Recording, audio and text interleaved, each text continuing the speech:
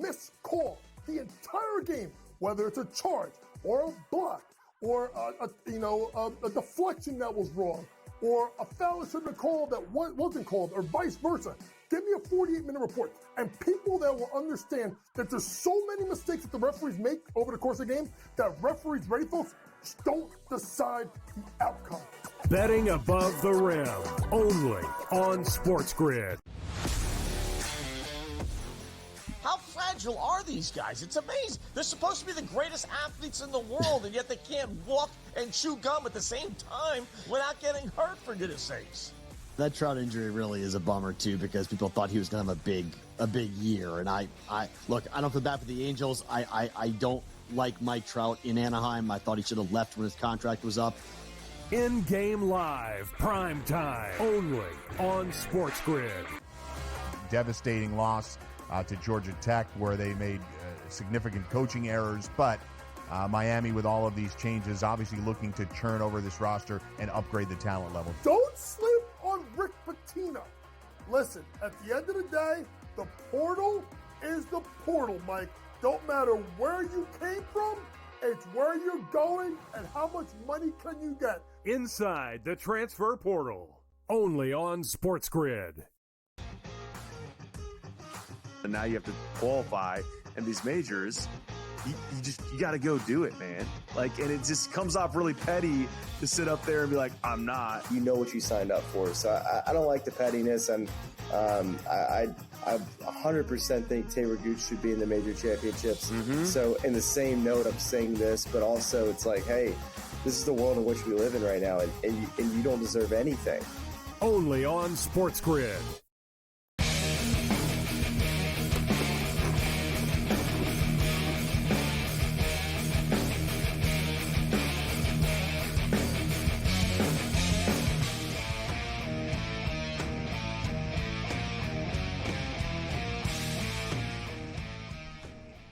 Level 3 has begun. This is SportsRage. I'm Morency, SportsGrid Radio and Television Networks. Sirius XM Channel 159 will welcome our AM radio affiliates in a couple of moments. The D-backs are up 4-1 on the Dodgers.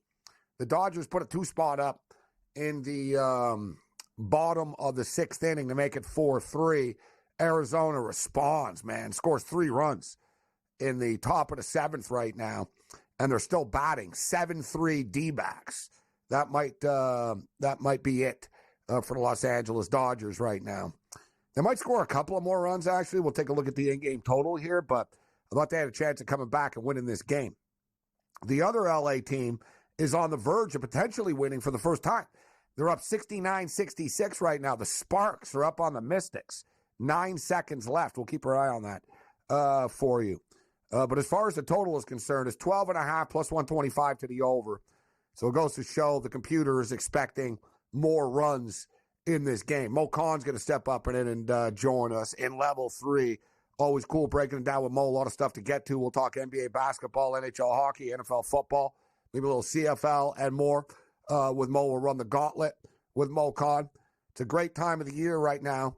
We're down to the Final Four, and we had a real classic tonight in Boston with the Pacers and the Celtics. Great Game 1. In hindsight, if you're the Pacers, you might say, you let them off the hook. You had an opportunity to steal Game 1, steal home court. And if you're going to win the series, you're going to have to find a way to at least win one game in Boston. And I thought tonight was a winnable game for them. But give credit to the Celtics. They did what they had to do late. They outscored the Pacers and survived, right? Tatum's 3 late was massive. It was a 1-point game, and Tatum scored to make it 4. Tatum stepped up with a big-time basket, and the Celtics get it done. They're laying 8.5 in game 2. So they were laying 10.5, and it came down to 9.5. I didn't see a lot of people like the Celtics in Game 1, actually. I was on the Pacers, but I don't think it was some sort of, sharp. It seemed like everybody was on the Pacers, and the total was too good to be true. Everybody really liked the over, but there was always that concern. Why is it only 222.5? It did go up to 223 or so. So they did adjust a little bit. They've made it 225 for Game 2. Thursday night, Pacers are getting 8.5. The total is 225.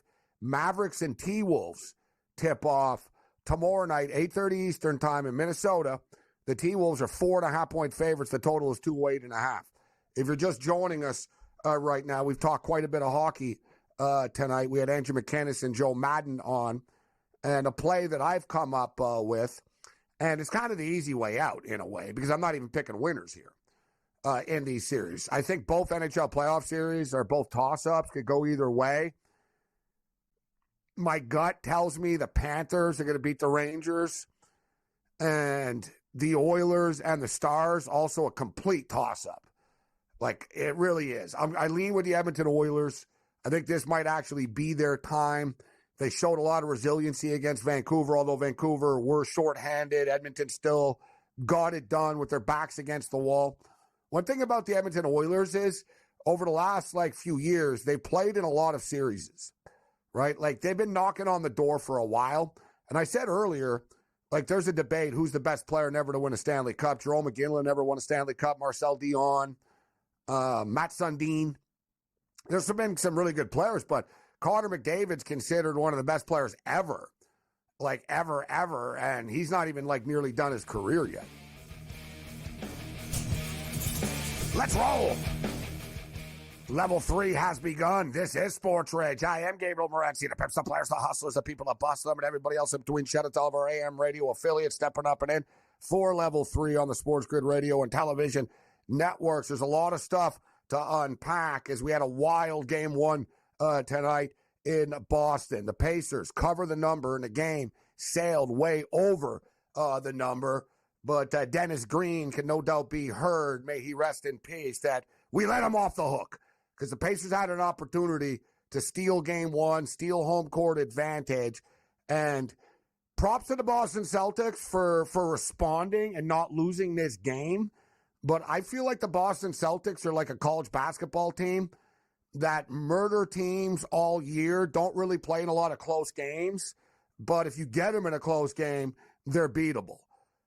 They made enough shots, although the Pacers had an opportunity to win this game. They didn't, but they did cover the number. I thought that coming in to the NBA playoffs, when I saw the future prices and I saw that the Pacers were 30-1, I thought, look, there's only 4 teams. There's not 14 teams. There's only 4 teams. It's not impossible that they beat Boston, and then you've got them at 30-1 in the NBA Finals. So I put a little play in on it, thinking, wow, am I ever smart? And this is going to look good. And maybe I'll even be able, we're really going to have something to work with here if we can win game 1. But no, they let him off the hook, and the adjusted number right now, and I sarcastically said at the time, right after the game, I said, well, there goes that 30-1. It's probably going to be 50-1 now. It's 50-1 now.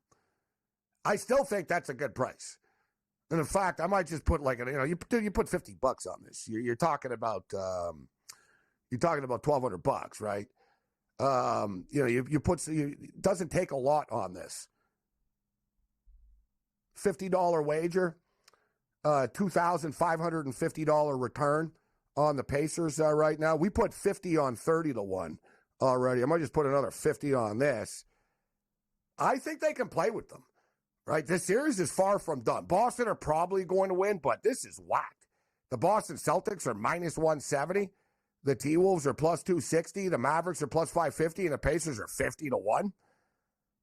Dude, I think that the Pacers and the Celtics is probably going to go 7 games. So you're getting a massive, stupid price right now. And as far as the series price is concerned, we'll get into this. Mo Khan is going to step up. And a lot of stuff to unpack with Mo, including the Minnesota Timberwolves and the Dallas Mavericks, which is going to be a super fun series. It's cool to, Boston's not fresh blood, right? Boston's in the Eastern Conference Finals all the time. But the Pacers are fresh blood. The Mavericks are fresh blood. The T-Wolves are fresh blood. The Final Four to National Hockey League right now is very geographically spread out and different storylines. The Edmonton Oilers with the best player in the league looking for their first Stanley Cup with Connor McDavid. The Dallas Stars, who look like just an unstoppable force right now. The Florida Panthers, who lost in the finals last year. And you got the President's Cup trophy winners in the New York Rangers, who a lot of 1994 magic and synergy keeps repeating itself. So we'll get Mo Khan's thoughts on that. I'll give you my thoughts And just for the record, we put together a parlay, actually, of both NHL playoff series is going over 5.5 games. So we don't even have to pick a winner because it's difficult to pick a winner. For the record, I think the Panthers are going to beat the Rangers, and I think the Oilers are going to beat the Stars. So it's going to be a weird Stanley Cup, Florida versus Alberta. Edmonton, the most traditional hockey cold market against the Florida Panthers in the Stanley Cup Finals. I think that's how it's going to play out. But any combination would not surprise me. As far as the Mavericks and the T-Wolves are concerned, another series that is going to be a long one.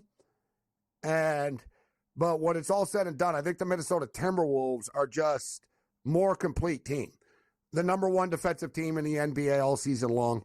Rudy Gobert is a big-time difference maker. Edwards really is on the verge of superstardom right now.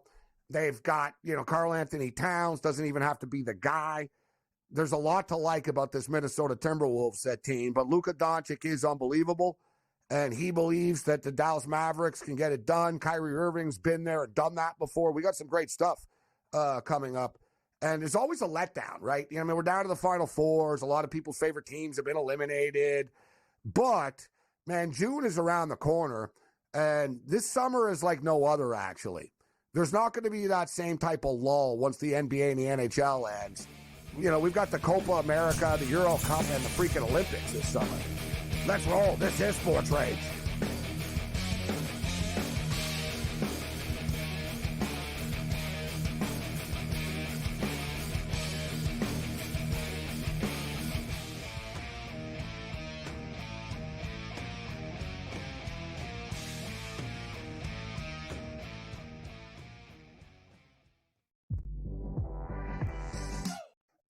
Missed call the entire game, whether it's a charge or a block or a deflection that was wrong or a foul that should have been called that wasn't called or vice versa.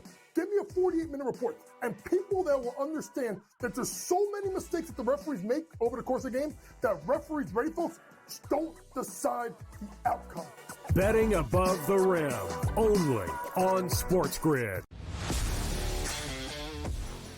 How fragile are these guys? It's amazing. They're supposed to be the greatest athletes in the world, and yet they can't walk and chew gum at the same time without getting hurt, for goodness sakes. That Trout injury really is a bummer, too, because people thought he was going to have a big year. And I don't feel bad for the Angels. I don't like Mike Trout in Anaheim. I thought he should have left when his contract was up. In-game live, prime time, only on SportsGrid. Devastating loss to Georgia Tech, where they made significant coaching errors, but Miami, with all of these changes, obviously looking to churn over this roster and upgrade the talent level. Don't sleep on Rick Pitino.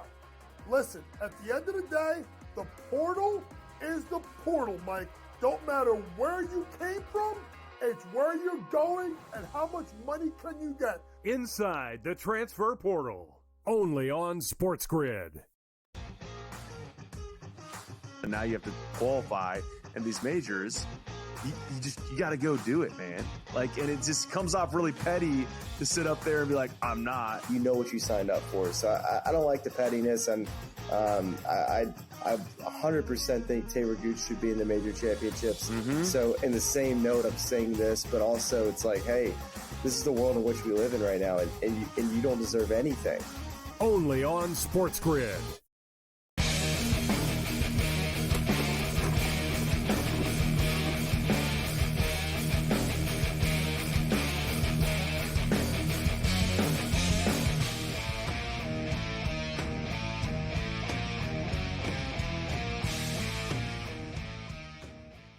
This is SportsRage. I am Morency. 7-3 for the Arizona Diamondbacks right now in the 8th inning. Dodgers came back. It was 4-1. They made it 4-3, but the D-backs responded with 3 quick runs. So it's 7-3 in the top of the 8th inning. Right now, a lot of stuff to get to. We were just talking about a parlay that I put together for the Stanley Cup playoffs moving forward. Both these series, I think, could go either way. And I think both these series are going to be kind of longer series. And when I say longer, 6 games or more.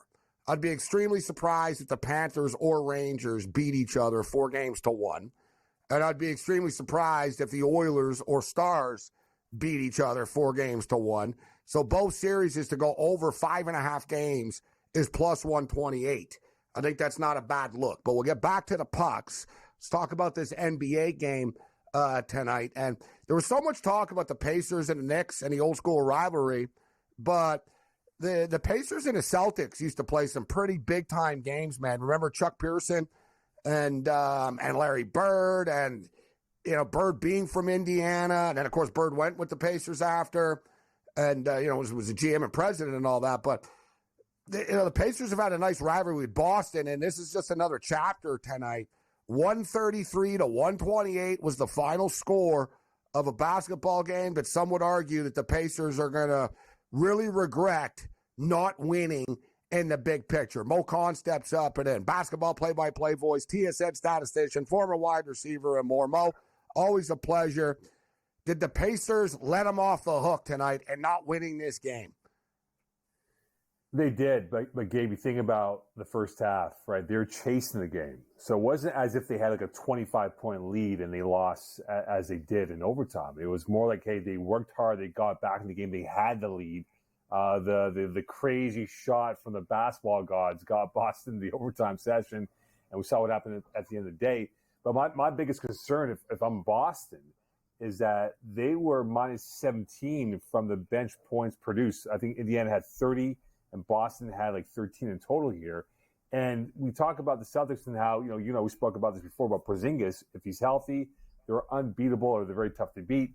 But you talk about the athleticism of Indiana. They miss a healthy Porzingis to be that guy from the kind of curb what they bring with the run and gun offense for the Pacers.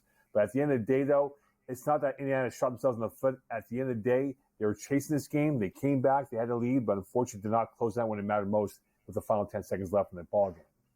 No, they did too. They had that. Was it up to 4? I think they had a 4-point lead briefly, man, with about a minute and a half left or so. And it was like, guys, you're a possession away. One thing I didn't like about the Pacers, and listen, Carlisle is a great coach, but they, in the last minute, and we were live, I don't know what was going on, and I was on the Pacers too, but in the last minute, Mo, they were leading the game. They were up by 3, they were up by 4 type of deal.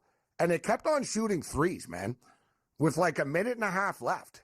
And at some point, I remember once I was like, dude, like with Halliburton, I said, at some point, there needs to be an adult in the room and say, all right, listen, we're winning the game, guys.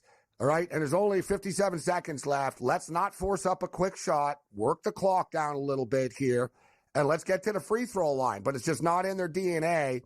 So it's hard to like do something that you're not used to doing late in the game. But if you're the Pacers, you're right. They spotted them a 12-0 lead to start the game, Mo. But if I'm the Pacers, it's a little frustrating because really you got something from everybody, bro. Halliburton, 25. Yeah. Siakam, 24. Turner, 23. Nesmith, 14. Nembhard, 12. Toppin, 15. McConnell, 13. A complete team effort, and you still fell short. But if you're the Pacers, you've sent a message to Boston. Did Boston have a series on their hands, Mo?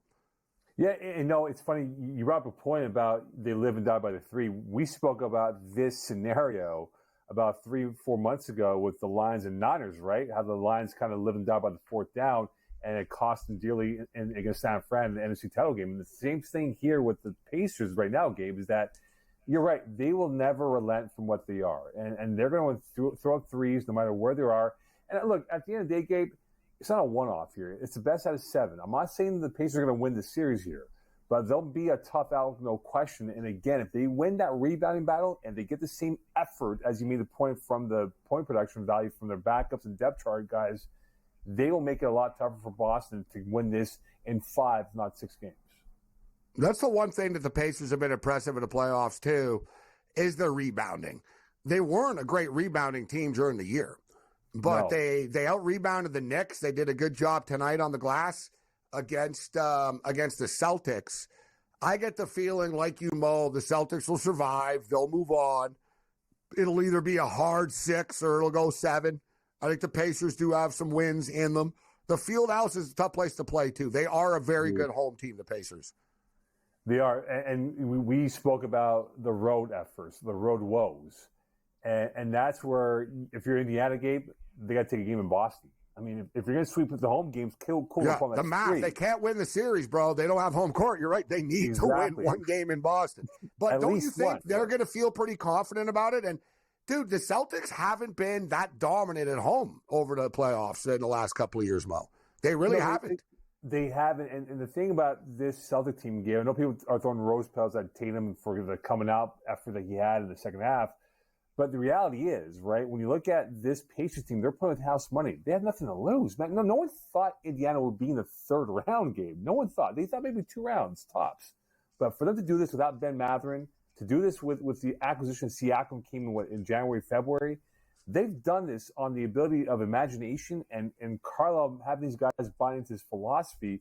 And you're right, Gabe. I think that game 2, it might be down 0-2 for Indiana, but going back to Indiana, though, it won't be easy for Boston to come with at least 1, if not 2, at the end of the day. So I think this goes 6, but the reality is for Indiana, they got to win that one game in Boston. This might be their chance tomorrow or on Thursday whenever they play again for game number 2. Updated series price right now, guys. The Pacers are plus 950 to beat the Boston Celtics. The Celtics are now minus 1,700. All right, on the other side, we'll get most thoughts on the Dallas Mavericks and the Minnesota Timberwolves series that's set for tip-off tomorrow, which another series I'm expecting it to be a long one. Yeah, we've seen both teams sort of be all over the place, right? They'll get blown out, then they'll look great the next game. You know, which team could be more consistent in this series? I personally am leaning with the Minnesota Timberwolves because they're better defensively, and I think they're deeper than the Mavericks. We'll get Mo's take on that on the other side.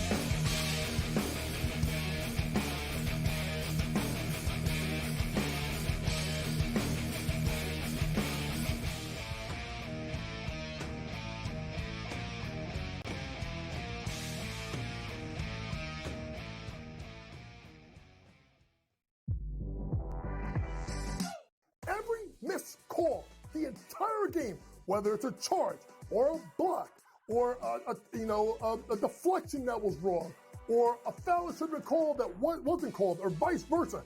Give me a 48-minute report. And people that will understand that there's so many mistakes that the referees make over the course of the game that referees, ready folks, don't decide the outcome. Betting above the rim, only on SportsGrid.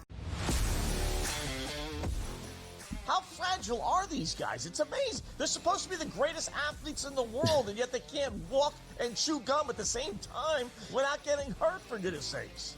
That Trout injury really is a bummer, too, because people thought he was going to have a big year. And I don't feel bad for the Angels. I don't like Mike Trout in Anaheim. I thought he should have left when his contract was up. In-game live, prime time, only on SportsGrid. Devastating loss to Georgia Tech, where they made significant coaching errors. But Miami, with all of these changes, obviously looking to churn over this roster and upgrade the talent level. Don't sleep on Rick Pitino. Listen, at the end of the day, the portal is the portal, Mike. Don't matter where you came from, it's where you're going and how much money can you get. Inside the transfer portal, only on SportsGrid. And now you have to qualify in these majors. You got to go do it, man. Like, and it just comes off really petty to sit up there and be like, I'm not. You know what you signed up for. So I don't like the pettiness, and I 100% think Taylor Gooch should be in the major championships. Mm-hmm. So in the same note, I'm saying this, but also it's like, hey, this is the world in which we live in right now, and you don't deserve anything. Only on SportsGrid.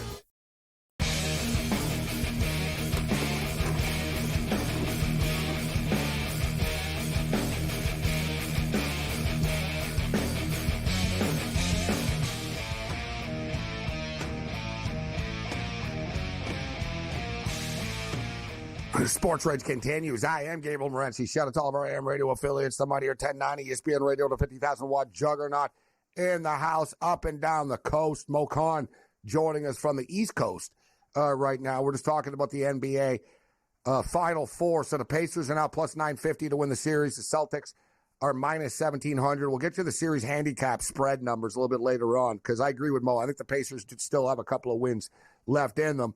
But as far as the Mavericks and the T-Wolves are concerned, I lean with the T-Wolves to win this series. It wouldn't shock me, Mo, if the Mavericks won, but I do lean with the T-Wolves. and I get the feeling the T-Wolves can beat the Boston Celtics as well. It'd be a great series, actually, Boston and Minnesota. But, man, you got Luka Doncic, you got a chance. You got Kyrie Irving, you got a chance.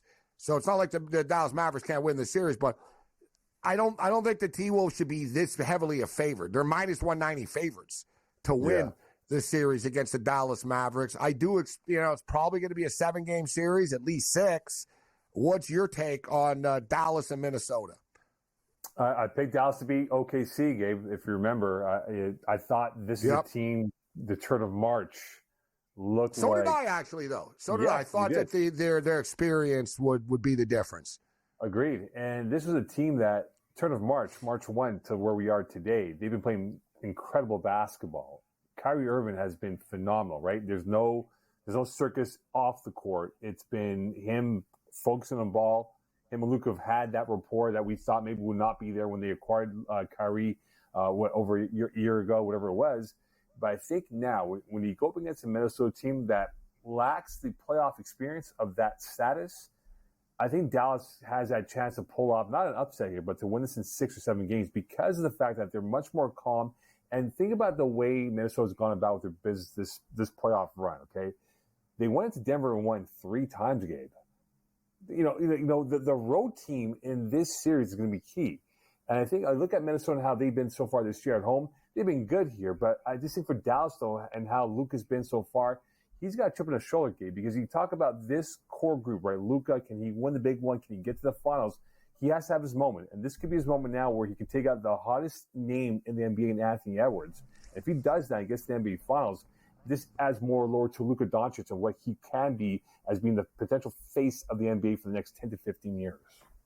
It's a good point. As good as Anthony Edwards is, Doncic is still the best player on the court. Agreed. And they have Kyrie Irving, who, like you said, who has hit, big threes in championship games before and has won championships and played in big basketball games. It's a fun series, man. So how do you think it plays out? Man, I'm sticking with the Mavericks. I agree with you. I think the T-Wolves should be favored, but not by that line that you've mentioned before. I think it's quite extremely high for what it should be. But I think what it'll come down to will be Kyrie Irving, what he does. I think he's going to be the linchpin towards the Mavericks' hopes to get into the NBA Finals for the first time in, 10, 12 years. And if he does play well to Kyrie, I think they win this in 6 games. But I think the T-Wolves, realistically speaking, Gabe, are probably a year away from being where they want to be. And that means they have to acquire another piece or two to help offset Anthony Edwards and now Big Cat, who's now playing pretty good basketball the last couple of games or so. Different sports, so I don't, it's not a completely fair comparison, but I think I think there are somewhat similar situation actually with Connor McDavid and Luka Doncic. Very similar, right? They're in their prime, they're dominant players. You've got Leon Draisaitl, you've got Kyrie Irving. The Dallas Mavericks, the window's not going to be there forever, right? It just isn't. There's teams are getting better and better. Right now, the San Antonio Spurs, Wembanyama, bro, is like 2 years off. Like, you know what I'm saying? Like there's a tide change, and the Oklahoma City Thunder are loaded with draft picks still and money, and like there's just a lot of really good teams. Luka's almost like Josh Allen too. Like eventually, at some point, you've got to win, right? Is this his time, Mo, to get there? Yeah, and I believe, Gabe, Luka's contract is up in a couple of years. From what I remember reading last year when they were talking about the demise of the Mavericks, right, with them being an early exit in the whole playoff window. So for the Mavericks now, under the new ownership group and with Mark Cuban now being more of a GM or de facto player personnel guy, whatever term we want to use for him, this is big for the Mavericks because if they make a deep run now, it demonstrates to the NBA world that, hey, they are a legitimate destination for players to come because – in that tough West, you need 2, if not 3 studs plus a strong supporting cast. And you saw what happened to the Nuggets, Gabe. They lost that key supporting cast members, and that's why Denver's watching the T-Wolves play the Mavericks in the 3rd round of the playoffs. That's why it's so hard to repeat, man. You win, people want to get paid. People think, oh, we'll win without Bruce Brown. Well, it's not easy, right? When you lose that depth. It's true.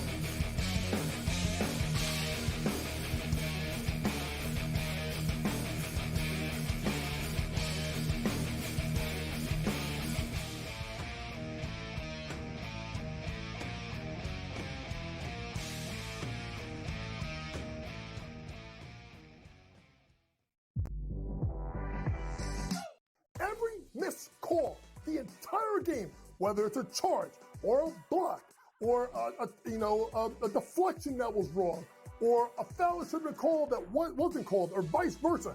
Give me a 48-minute report. And people that will understand that there's so many mistakes that the referees make over the course of the game that referees, ready folks, don't decide the outcome. Betting above the rim, only on SportsGrid. How fragile are these guys? It's amazing. They're supposed to be the greatest athletes in the world, and yet they can't walk and chew gum at the same time without getting hurt, for goodness sakes. That Trout injury really is a bummer too, because people thought he was going to have a big year. And I look, I don't feel bad for the Angels. I don't like Mike Trout in Anaheim. I thought he should have left when his contract was up. In-game live, prime time, only on SportsGrid. Devastating loss to Georgia Tech, where they made significant coaching errors, but Miami, with all of these changes, obviously looking to churn over this roster and upgrade the talent level. Don't sleep on Rick Pitino. Listen, at the end of the day, the portal is the portal, Mike. Don't matter where you came from, it's where you're going and how much money can you get. Inside the transfer portal, only on SportsGrid. And now you have to qualify, and these majors, you got to go do it, man. Like, and it just comes off really petty to sit up there and be like, I'm not. You know what you signed up for. So I don't like the pettiness, and I 100% think Taylor Gooch should be in the major championships. So in the same note, I'm saying this, but also it's like, hey, this is the world in which we live in right now, and you don't deserve anything. Only on SportsGrid.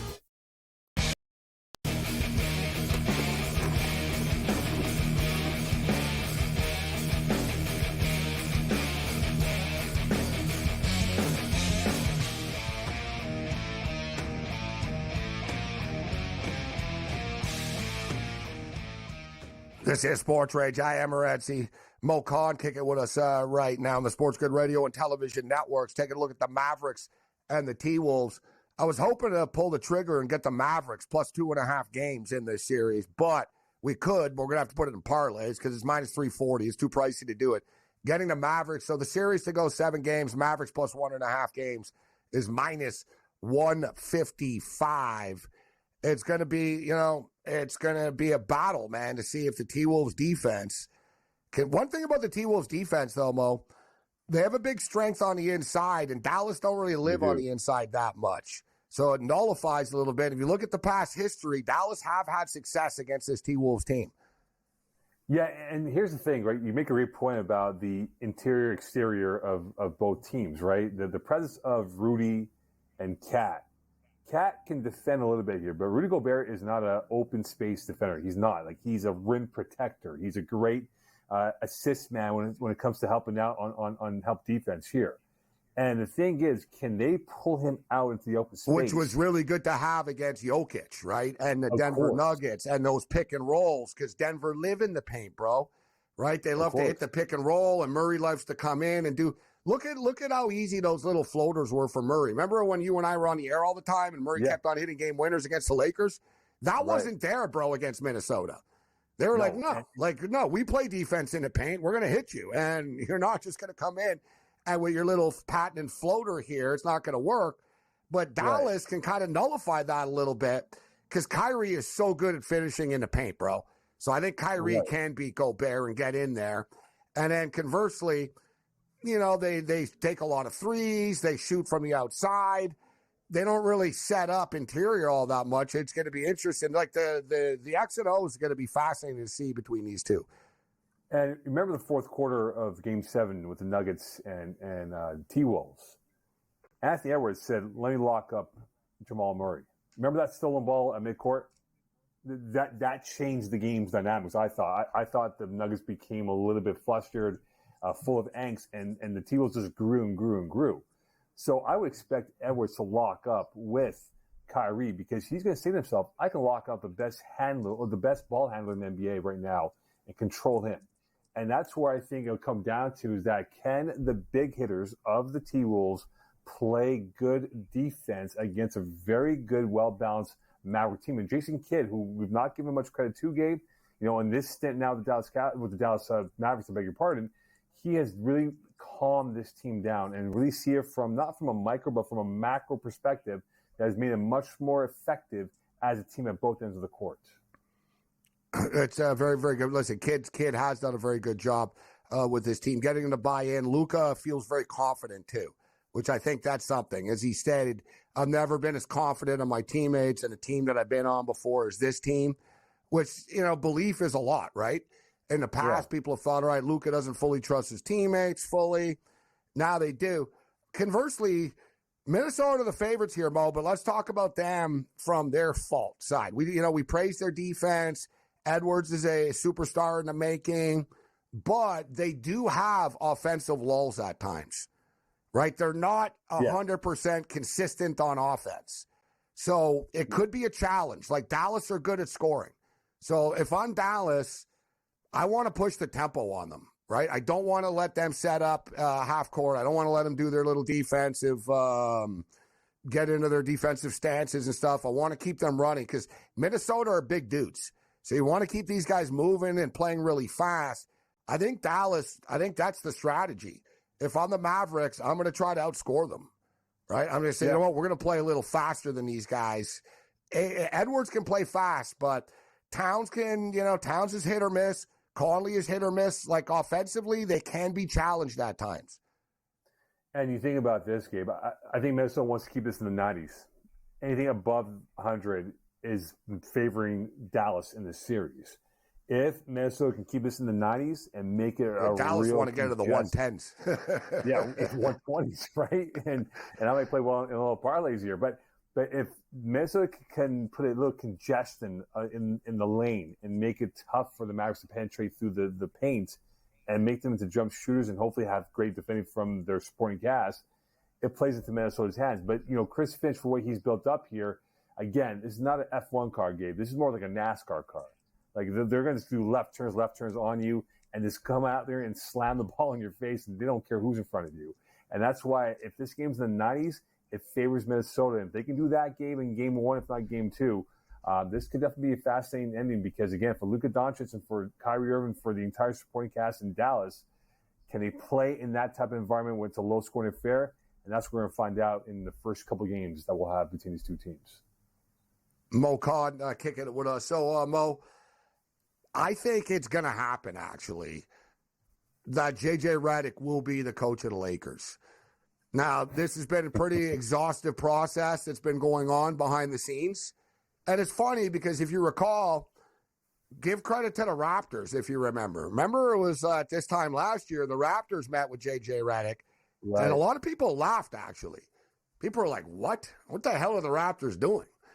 And they were very impressed with him, but the lack of experience, overall, they just didn't, it didn't work out fully. But credit the Raptors. They were like the first ones to recognize, you know what, J.J. Redick's a smart guy, so let's hear what he has to say. And Masai Ujiri basically said after, he said we wanted to hear what he had to say about our team, actually. Even more than like we were ready to hire him. They respected him that much. They sat down with him. What do you think about our team? What would you do? Right? What about this player? What about that player? It's pretty clear he is very respected. The podcast with LeBron James, I mean, that can't just be nothing, right? I mean, that suddenly they become buddies like this. And what's their podcast about? Pure basketball, X and O's, right? That LeBron said, I want to, it's nice to talk with someone that actually gets it. And it's just a basketball show. So the reports are that the Lakers are very intrigued and that they're seriously considering this right now. Do you think that J.J. Redick is going to be the next coach of the Lakers? They have no other option, Gabe. I mean, here's the thing, though. If LeBron's playing 2 more years of NBA with the Lakers, right, what happens to J.J. Redick's credibility with this team in 2 years' time? Because is he a mouthpiece for LeBron James?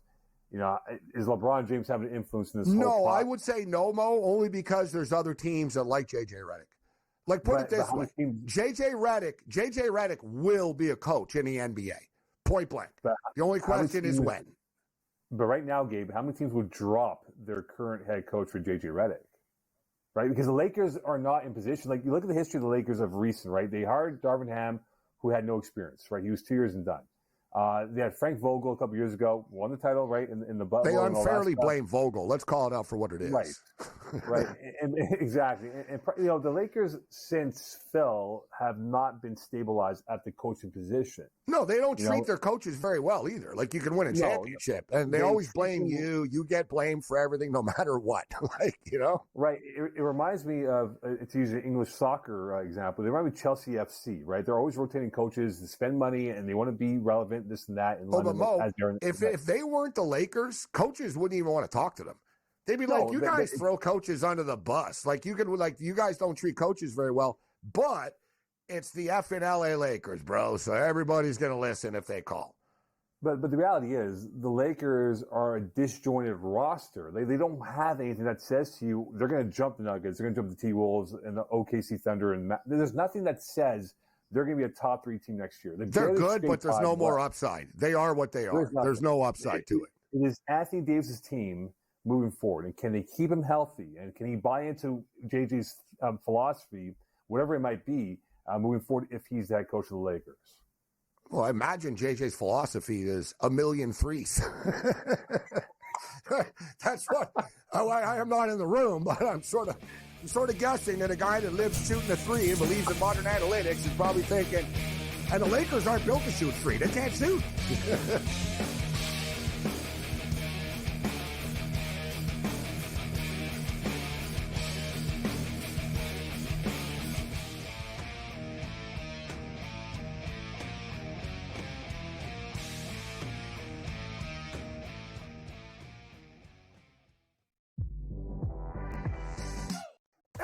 Missed call the entire game, whether it's a charge or a block or a deflection that was wrong or a foul that should have been called that wasn't called, or vice versa.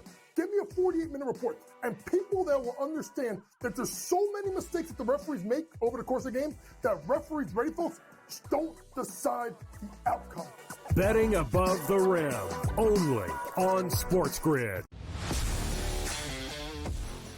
How fragile are these guys? It's amazing. They're supposed to be the greatest athletes in the world, and yet they can't walk and chew gum at the same time without getting hurt, for goodness sakes. That Trout injury really is a bummer, too, because people thought he was going to have a big year. And I don't feel bad for the Angels. I don't like Mike Trout in Anaheim. I thought he should have left when his contract was up. In-game live, prime time, only on SportsGrid. Devastating loss to Georgia Tech, where they made significant coaching errors. But Miami, with all of these changes, obviously looking to churn over this roster and upgrade the talent level. Don't sleep on Rick Pitino. Listen, at the end of the day, the portal is the portal, Mike. Don't matter where you came from, it's where you're going and how much money can you get. Inside the transfer portal, only on SportsGrid. And now you have to qualify, and these majors, you got to go do it, man. Like, and it just comes off really petty to sit up there and be like, I'm not. You know what you signed up for. So I don't like the pettiness, and I 100% think Taylor Gooch should be in the major championships. Mm-hmm. So in the same note, I'm saying this, but also it's like, hey, this is the world in which we live in right now, and you don't deserve anything.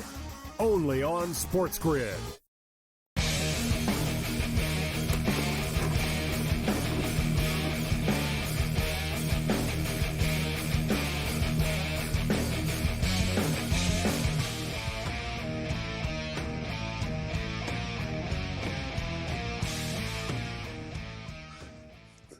This is SportsRage. I am Morency. LaMelo Ball being sued for allegedly driving over an 11-year-old child's foot. I hope the kid's foot is all right. I've actually got LaMelo Ball shoes. They're pretty cool. Puma. JJ Redick, I think it's probably going to happen. The Lakers have gone through these big-name coaches and the recycled coaches. Who really is out there that's a perfect fit, that isn't just another one of these guys that they've already had, so to speak, or exactly like they've had. Like you said, Mo, I don't think they're going to go with some assistant again without any experience. right? So I don't need to go that route. And then you go down you already had a Frank Vogel type and you fired him. Like how many other guys, like how many people are really out there? You hear Budenholzer. And that's a classic example. This is like the NHL. What are we? You're just recycling coaches? So what? Yeah. Like Budenholzer got they never liked Budenholzer in Milwaukee. Then they won. They finally won, and he was like, "Good, whatever. I don't need this." Like, you know what I mean? I don't need this stress forever. Like you could tell that guy, Budenholzer would not be a good fit for LA. The guy looked like he was going to have a heart attack with Milwaukee. Like he looked stressed, bro. He was always coaching for his job. He knew it. There was always heat on him and stuff. I think he's a good coach, but I just don't think it's a good fit for the Lakers. And we all know, as you know, Mo, and as if you brought up before, we know Coach K has Jeannie Buss's ear, right? Yeah. I mean, point blank. He's an advisor to the Lakers.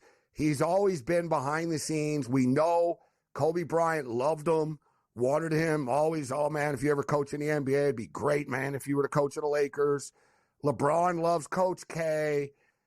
And J.J. Redick played for Coach K. There's a lot of stuff going in this direction here. Yeah, no, for sure. And, when you look I imagine, Mo, they're probably considering a staff, actually. Like they'd say, all right, who else would be on this staff? And it could probably be a couple of Duke guys there. Wouldn't shock me.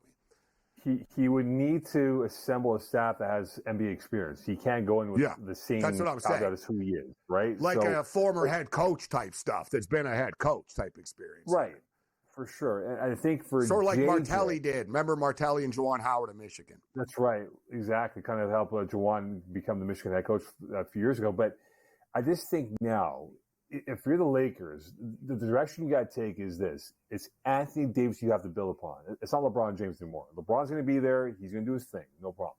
But you're bereft of talent. You don't have talent to work with. So the draft picks, non-existent. So you have to go in the market to acquire someone. But who's going to trade with the Lakers, though? Right? The Lakers don't have anything they can give up that's going to Well, they're going to lose. I know. They're going to lose D'Angelo Russell. They're not going to give him all that money. The talk is they're trying to get Donovan Mitchell. That's sort of they think that's the third piece, right? I don't know if dude, they want to trade 28 and 29 draft picks. Like, what do they have to do to get them? And Cleveland gave up so much already, bro, so they can't just give up on it without getting something back.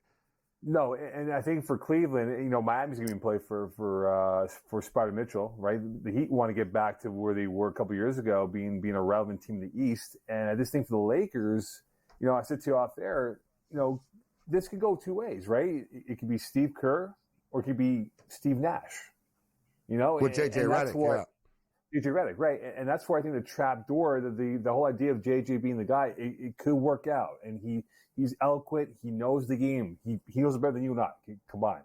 But the reality is you are in L.A. You're not in Utah. You're not in Charlotte. You are in L.A. where it's about the rings. It's not about being 50-32 and going to the second round of the NBA playoffs. It's about being a to jump in, you're a Raider fan. Same thing, like Mike Mayock was a big draft guru on TV, and everybody loved him until he was a general manager and in control of a football team. People didn't love him so much anymore, right? No, exactly. So J.J. Redick, it's one thing to be – put it this way, Mo. You're always right if you're in the media. You're always going to sound smart, right? Are you going to be as right and look as cool to everybody when you're riding a 6-game losing streak, right? That's it. And I just think now for LeBron, I mean, look, he's not going anywhere, Gabe. He's not leaving L.A. His business, his life, his kids. No, I've never bought in that he's leaving either. He's got a couple of years left. He's going to ride it out with the Lakers. 100%. And again, as I said to you before, as we said last segment, once he's gone in 2 years' time, is JJ still being respected in that locker room? Because look at it this way. I'll use a conspiracy theory. When JJ speaks in the locker room, if he's the head coach, is he speaking for LeBron James or is he speaking for himself? Because I think he's his own guy. But remember, right? Like LeBron is very selective with who he did the podcast with. He chose JJ, right, to be his podcast tag team partner. So that guy who's the number 12 man on the roster, is he saying to himself, well, bleep this because you know what? This is not JJ Redick talking. It's LeBron James talking through JJ to get a point through about, hey, this team's not playing well. So that's why I think though the JJ. I think J.J. Redick's playing career is enough to get respect from players. Put it this way. There's a lot of other people that don't have the resumes that J.J. Redick do, right? Right, but Steve Nash it would be resume quick. too, yeah, he did, but that was a bad hire, bro. That was just different. Like, but, no one ever thought of Steve Nash, really. Like, put it this way. Was Steve Nash a good with Team Canada? You know what I'm saying? Like, he's not. He had a 2-year run.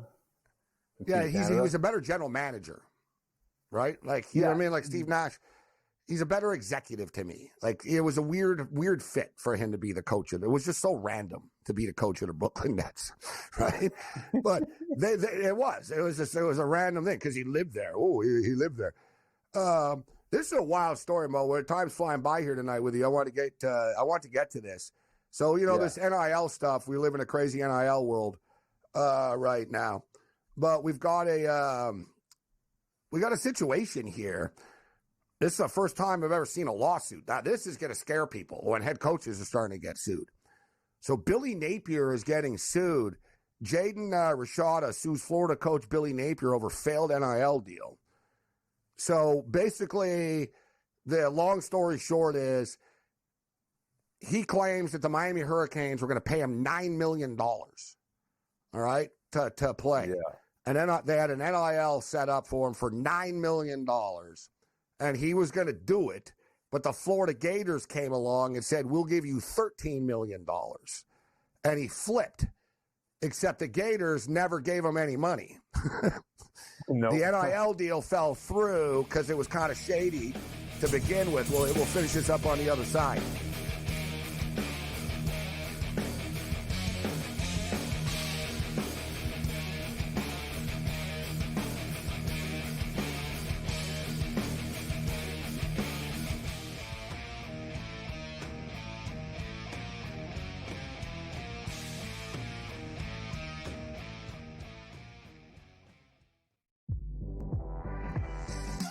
Every missed call, the entire game, whether it's a charge or a block or a deflection that was wrong or a foul that should have been called that wasn't called or vice versa.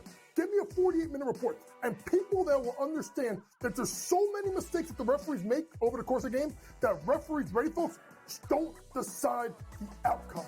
Betting above the rim, only on SportsGrid.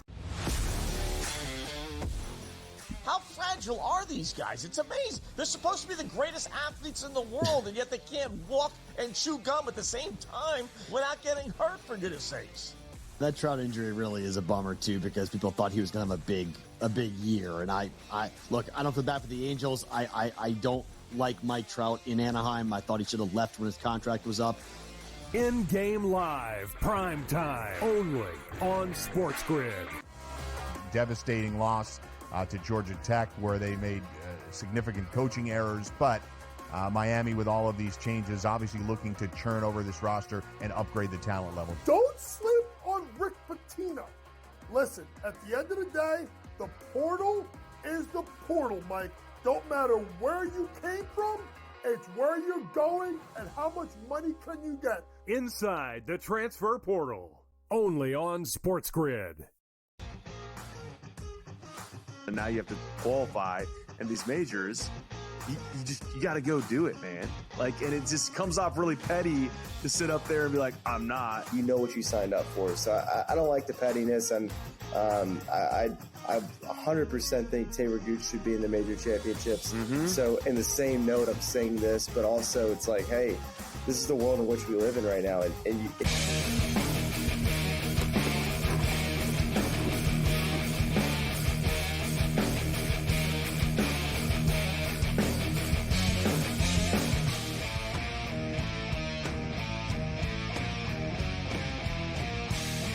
All right, we got a couple of more minutes with Mo here, and Mo is actually a Florida Gator fan, so he does know all about this story. So they flipped him, serves him right for getting greedy. He already had $9 million from Miami, so just taking it, kid. That's the lesson. Next time someone offers you $9 million, take it.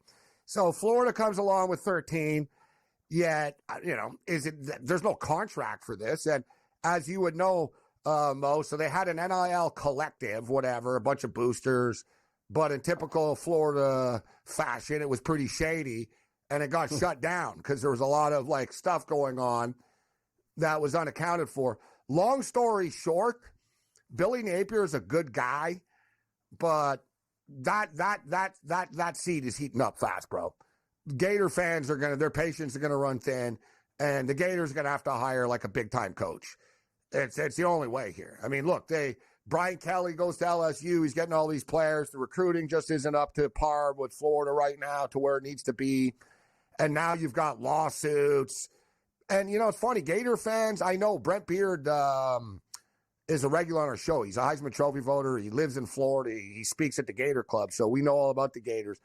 And he said, like, the boosters understood that it would be a little bit of a rebuild. Right, the facilities, the recruiting. After they fell behind, but they're losing more than they thought they would lose, Mo.